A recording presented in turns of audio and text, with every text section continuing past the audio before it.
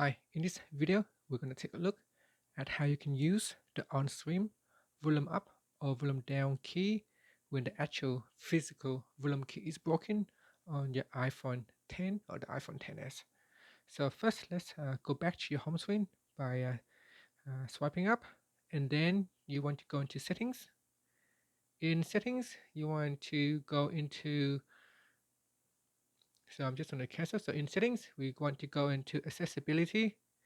So tap on accessibility, and then we go down and we tap on touch. In touch, you want to tap on assistive touch. So by default, it is set to off. So you want to tap on it, and that will switch on. You can see this round circle. And in this round circle, if you tap on it, then you tap on device. And here you got the volume up key. You can tap on it. You can see when I tap on the volume, it goes down or up. So if I tap on the up key, it go up. If I tap on the down key, it goes down. You can also tap on the mute key, and that will mute the sound, or you can unmute it. And that's it. So that's how you can do it. Quite straightforward. Now you can also customize so that the volume key is on the first level. So you can see when I tap on device, that is the secondary level in the menu. So we can change that behavior by simply going to settings and then tap on customize top level menu.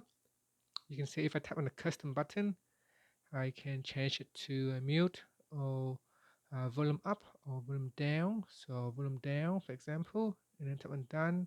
And you can replace one of the other items as well, such as gestures.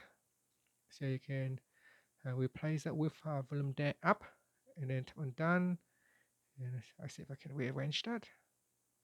So I can rearrange it. So that's fine. You can change that to up, and then this one to down. And then now you can see if I tap on this assistive touch, we can see it's got volume up, volume down, and then volume up. And that's it. Thank you for watching this video. Please subscribe to my channel for more videos.